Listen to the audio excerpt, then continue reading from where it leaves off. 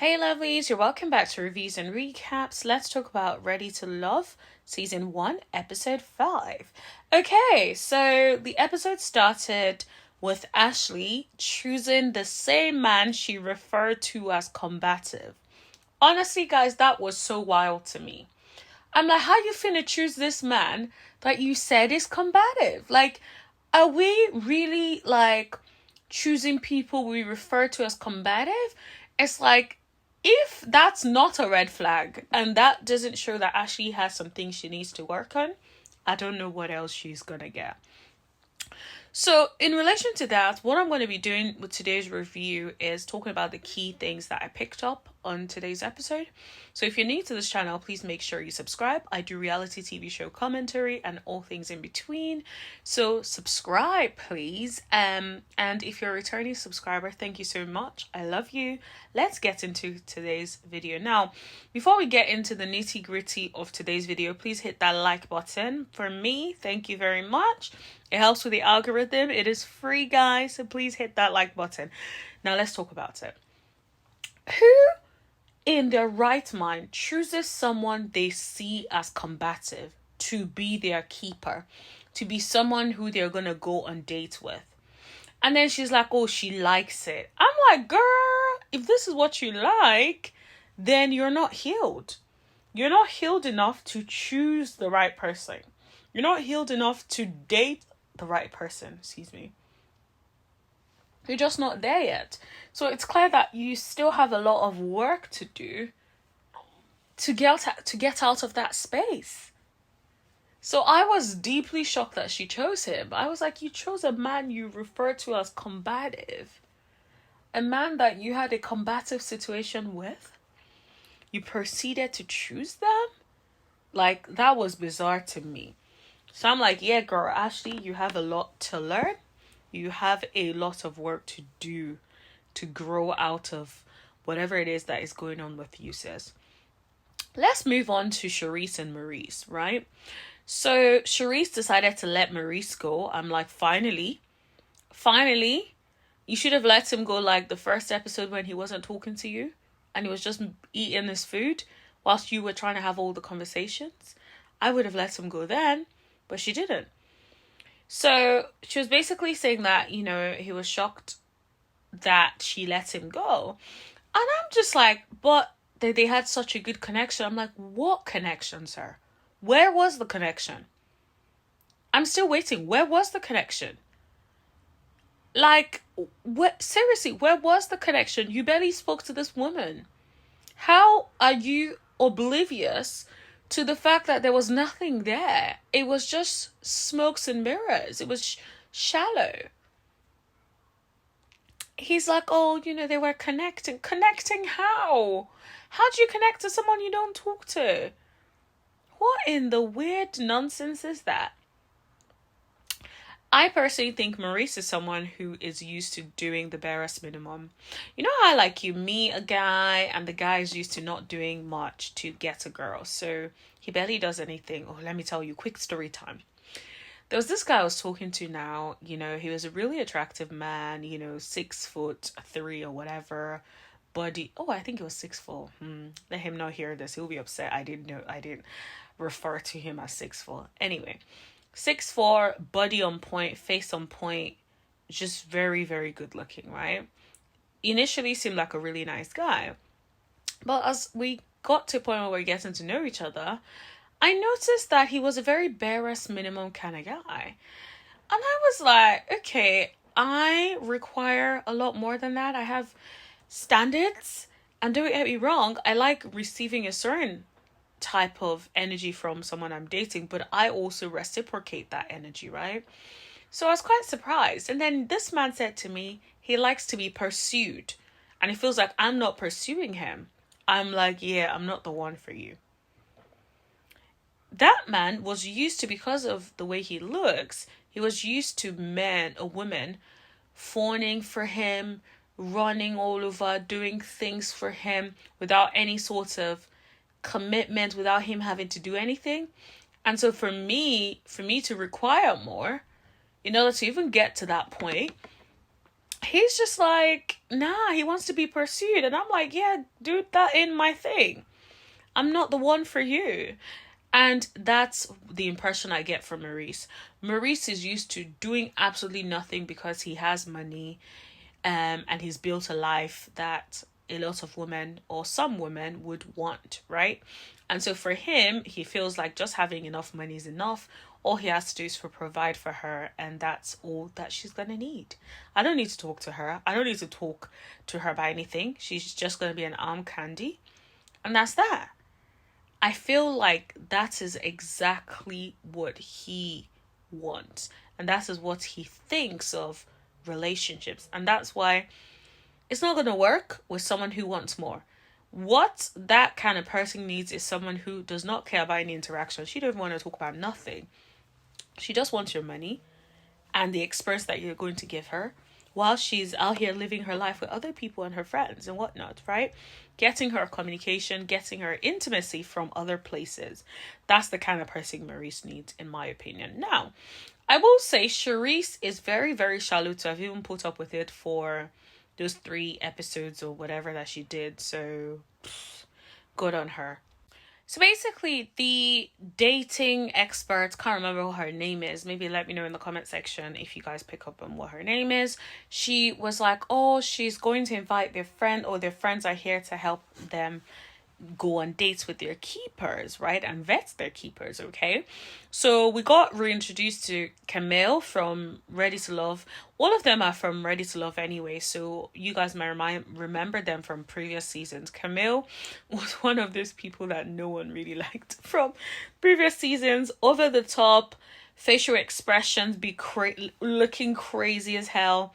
She was saying all sorts of craziness, and everyone kept thinking she had Cornelius on her stage, honey. So she's in town anyway. So her, Zadia, and Cameron all went out on a date, basically. So then she starts asking Cameron all sorts of questions. Cameron is like, he feels like he's on trial.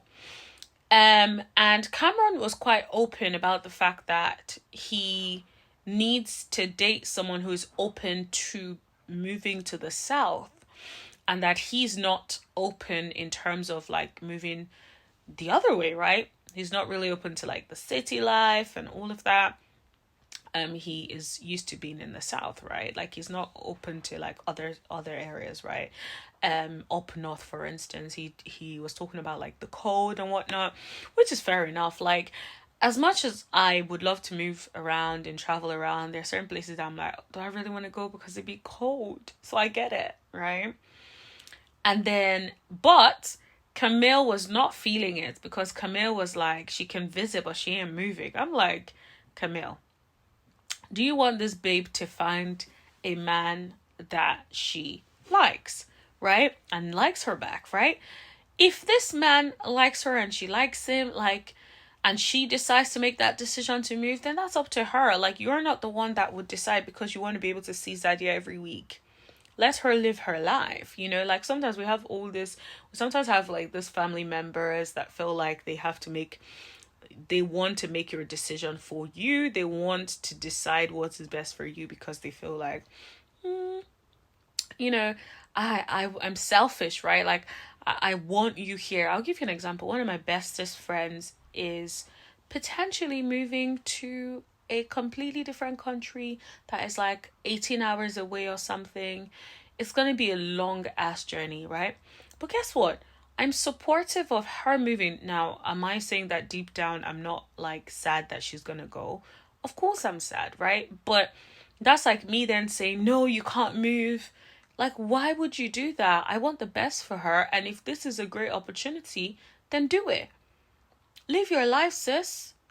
You know, and so that's why I wish Camille would have like grown out of and like just vetted him properly, as opposed to thinking, yo, is he going to be moving or whatnot? Like, vet him properly, talk to him. Yes, have those conversations, but don't write the man off because the man said he don't want to move up north, right?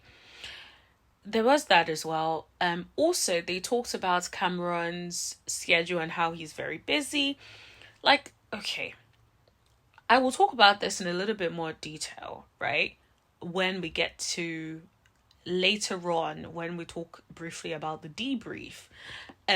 But I personally think, like, if you want a man that is moving and shaking and doing all these things, he is going to be busy to an extent until he gets to a point where he's built up these things and now does not need to be physically overseeing them on a constant basis.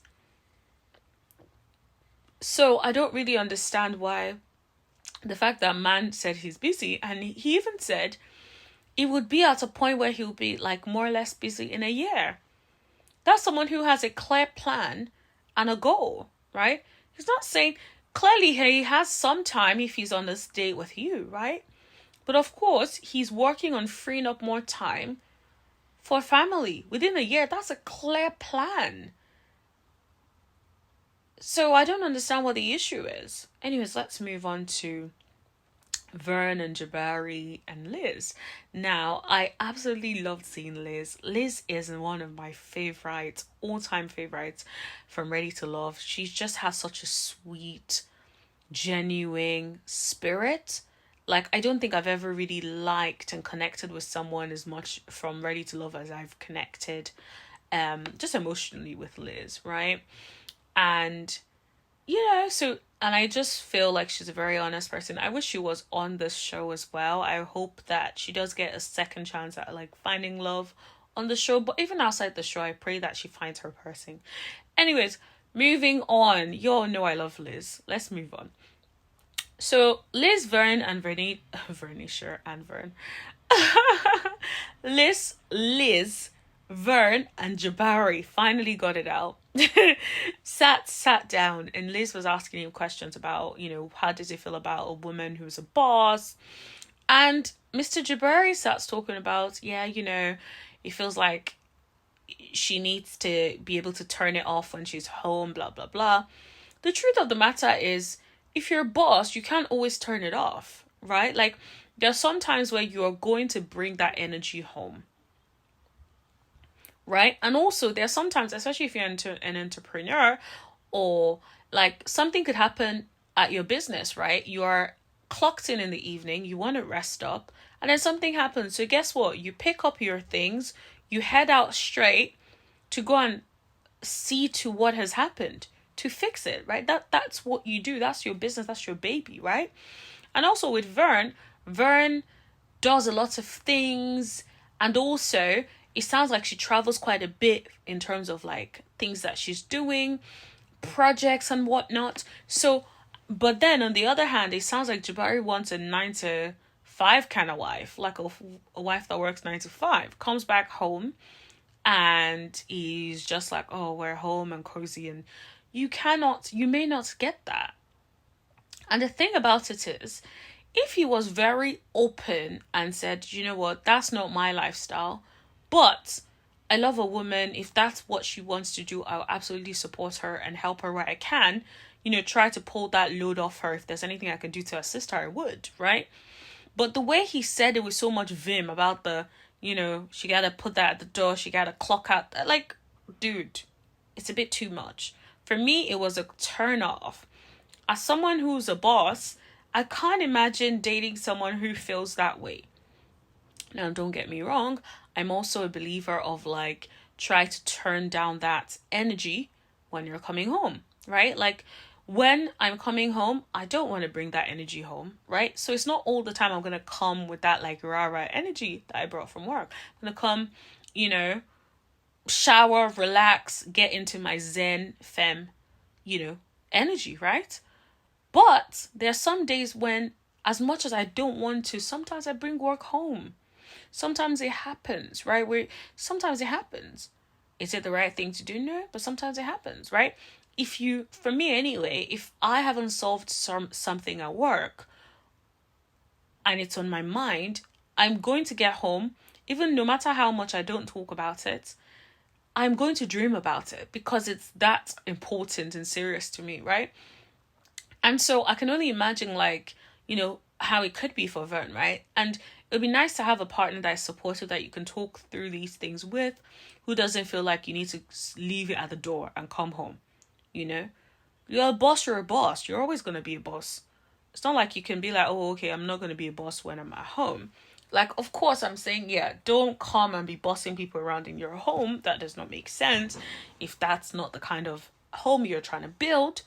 But I feel like he needs to have a little bit more flexibility in relation to that if he wants to date Vernicia. Just my thoughts on that.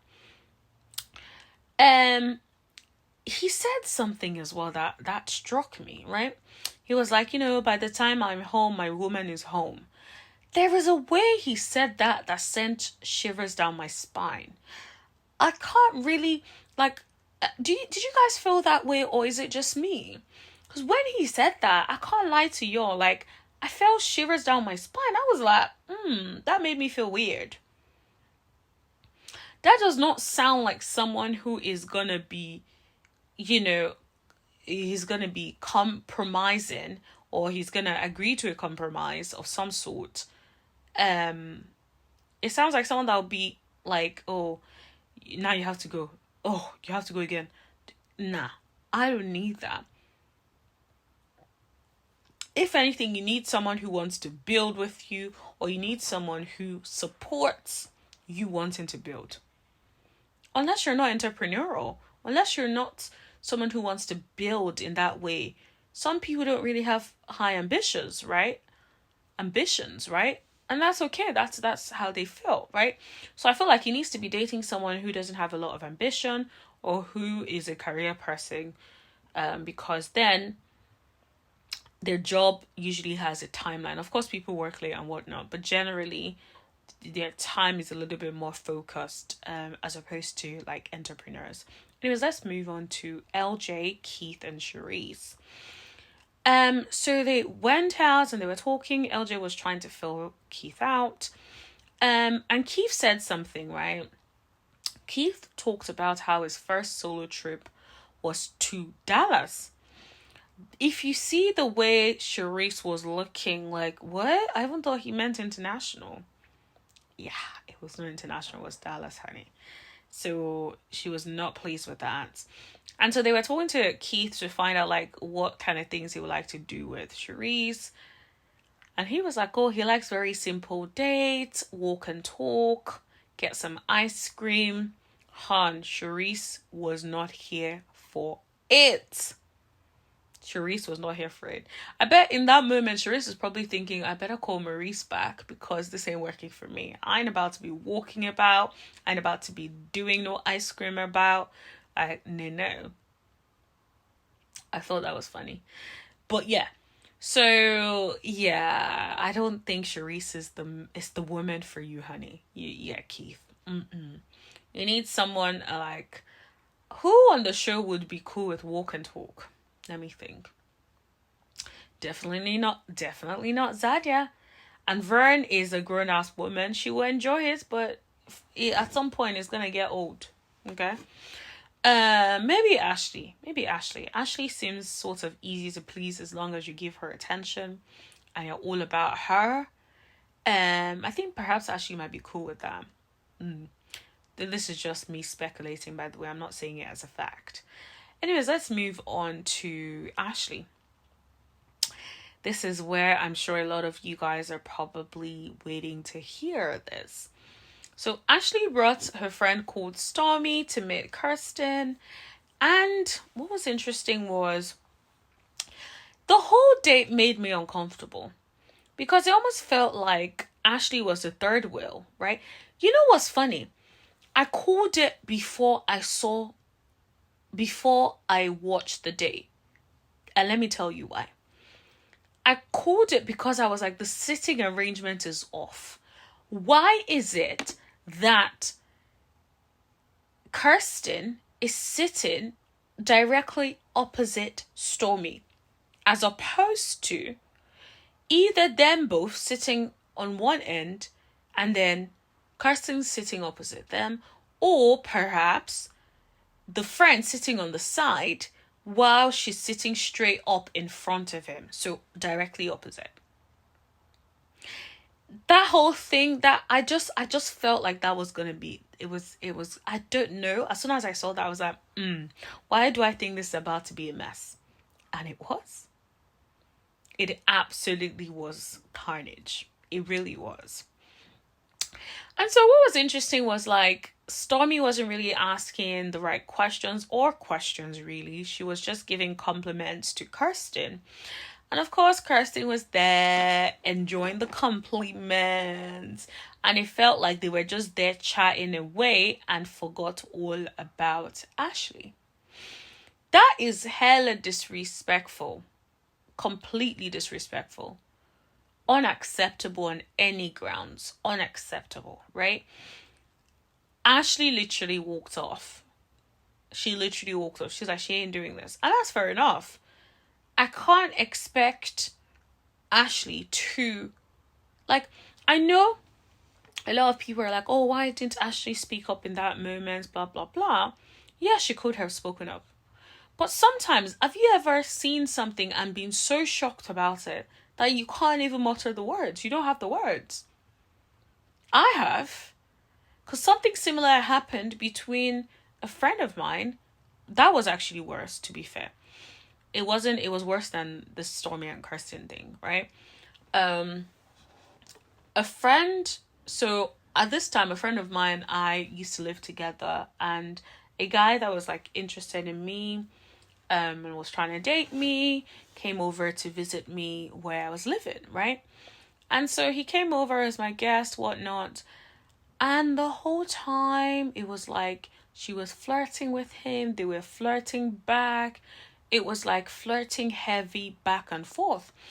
I was so shocked. I just sat there and I stared and I looked and I was like, wow. Like, I'm not just like, it was like flirtatious banter going back and forth, talking about people's bodies and all sorts of things and attractive and this and this and that.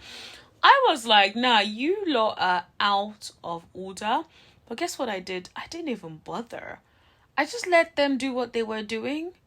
And after that, when he then was saying to me that, you know, he wants to date me and stuff, I said, no, there can't ever be anything between you and I. Because I've seen the way you've handled this situation. You guys were flirting the whole time. Not once did you think or consider, oh, how would I feel if I came to visit someone that I've said I'm interested in and I've been saying this for years, and then I go over there and I'm flirting with their friend the whole time and barely speaking to them? How would you feel if I did that to you?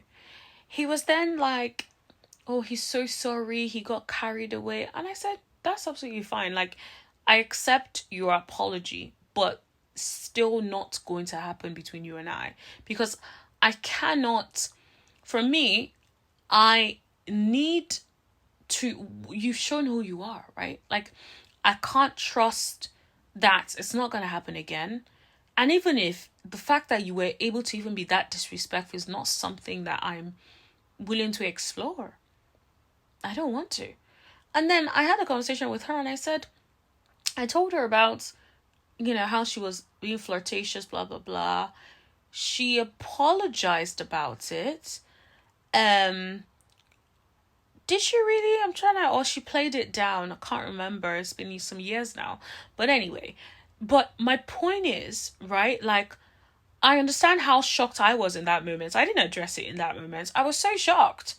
I was just like, I'm going to leave y'all to connect. At this point, maybe if you guys, I even said to him, I was like, maybe after the poor fact, I said, maybe that's who you want to date.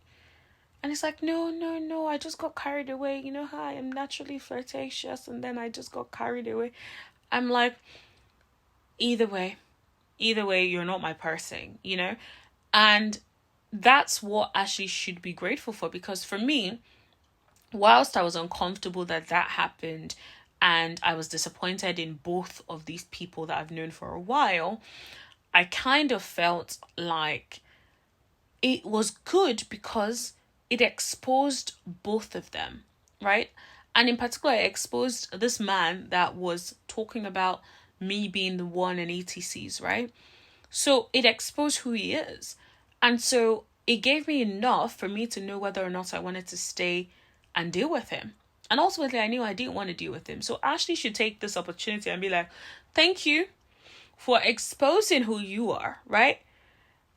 especially because she already had that conversation with Kirsten about ultimately wanting someone who was all into her. So Kirsten should have thought about, how can I bring Ashley into this conversation? It's becoming a banter between me and her friend. But he didn't. So he's not really thinking about her. And that's okay. It's now for her to do what she needs to do, i.e. find someone else, right? But Ashley, I have words for you, sis. I'll be completely honest. You chose this man. You should have followed your gut instinct the first time and just dumped him. Instead, you kept him. You kept him. That's insane. And then now, only for him to do this. But either way, at least now you've seen who Kirsten is and you've seen who Stormi is. And that's it. So now let's talk about the blind dates that did happen. Zadia went on a blind date with someone called Dylan. And it was very interesting. There was a lot of like nervousness coming from him. He seemed very, very like unsettled. He didn't seem like he should be dating anyone right now. So I don't even know why they brought him on the show, bless him. He seems like a sweet man, I will say. But I'm not even going to dignify or start talking about it. He was just coming across as very unsettled, very nervous, bless him. But yeah, let's talk about Charisse's date. Charisse went on a date with an older, good-looking gentleman, I must say. And they just like danced and they talked, and it was very, very cute. It was actually very cute. And I feel like she needs to keep him, because of course they haven't really talked as much, but I think Keith is a little bit too not experienced in certain things. He's not really into traveling, because I just feel like if you haven't traveled all these years, is it really like, am I the one that has to bring it out of you? You either like traveling or you don't. I don't know. And so also like you being that simple and there isn't more, like let's say he said like, okay, for romantic dates, once or twice a week or once or twice a month, I would like to do this. That's maybe different. But I feel like their expectations are so far apart that it would be exhausting trying to make that fit, right? So I think she needs to explore her connection with this, or whatever you could want to call it, with this new person, and see whether they're a little bit more aligned. Because I think her and Keith are like worlds apart, if I'm being completely honest. Now let's talk about Vern's date with Tabari. I'm like, okay, so they went to go and like make sense. I actually thought that was like a really cute date. To be honest, I love these shows because also they sometimes give me like date ideas, and I love like exploring different things. So like for me, those like interesting, random exploratory dates ideas, I'm like, yes, let me do that. So I am definitely going to look into going and making a scent. I probably should look into doing that in the next couple of weeks. Okay, side point. Let's get back on track, okay? So he's talked about he's also an entrepreneur, which sounds good. He sounds very established. So very similar to Vern in that way. And they seem to have like a nice banter going on. He was smiley, flirtatious. He seemed to be into her. Even in his confessionals, he was saying like, oh, she's a very good looking woman. I'm like, all right, guy. Like, you see what we all see in Vern. I like that. But I don't know if she's attracted to him. Because I think initially when she looked at him, I didn't think she was immediately attracted. So I'm really not sure about whether she will choose him.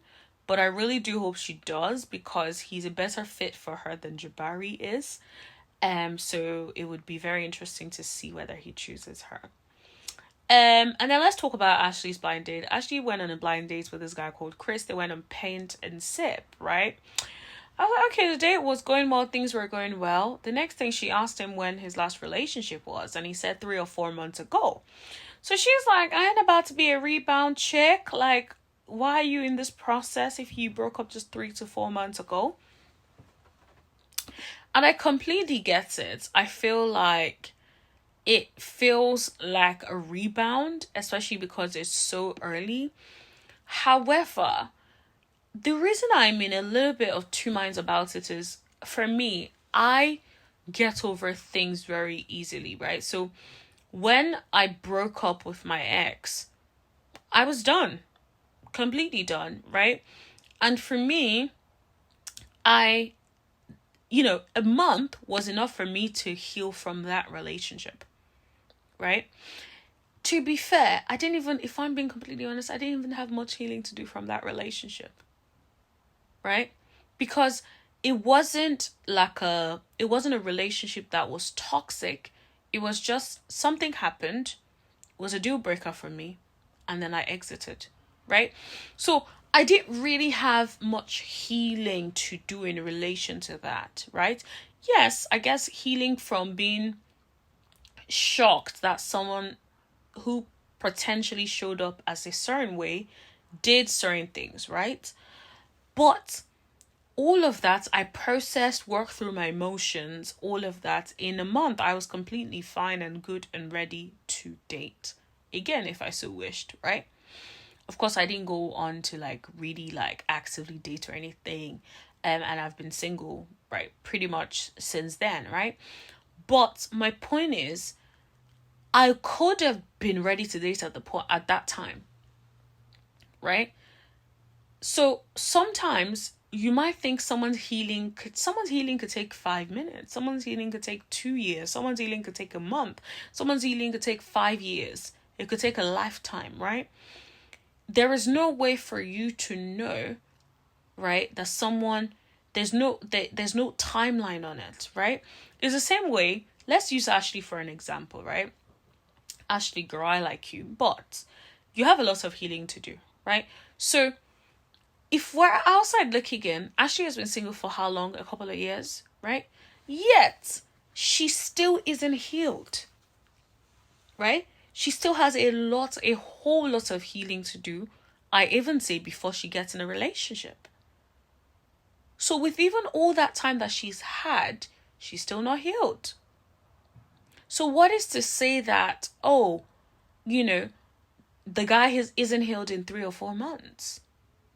So that's the only thing I would say. Of course, what I will always say is proceed with caution when you're dating someone who recently came out of a relationship.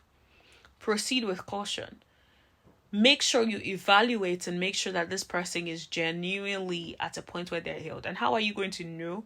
Other than by going out with them, exploring that, asking further questions, and watching and observing their behaviors.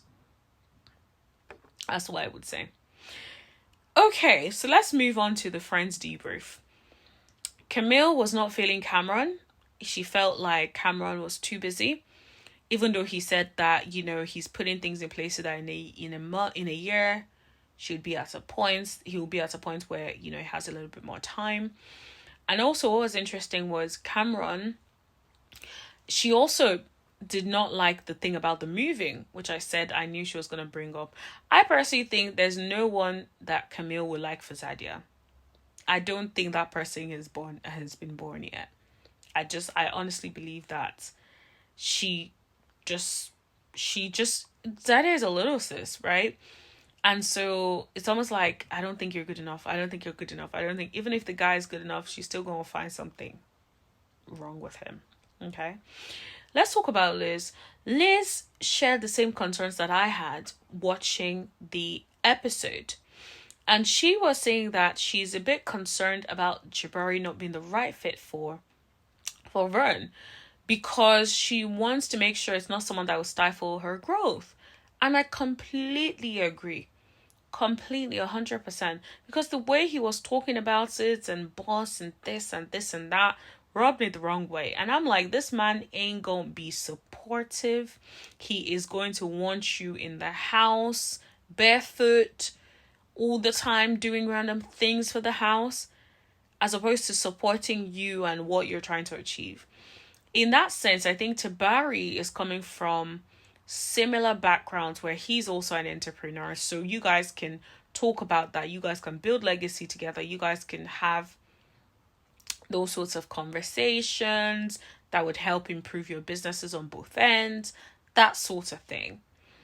And then LJ talks about he feels like Sharice's date, Keith, was a good guy, but she's definitely very concerned as to whether the fact that the guy is too simple would make Sharice bored and all of that. And I agree. I feel like Sharice needs a little bit more in relation to someone who is willing to experience life, try a little bit of different things. And so I just think that that person, Keith, is not a good fit for her, in my opinion. But yeah, that's what I thought about this episode. Let me know in the comment section below what you guys thought. Don't forget to hit that subscribe button and tap that bell for notifications so you know every single time that I post. Also, give this video a like. It is free, guys. Please help me with the algorithm. Trying to hit that 1,000 subscribers. So please keep subscribing and I'll see you guys later. Bye.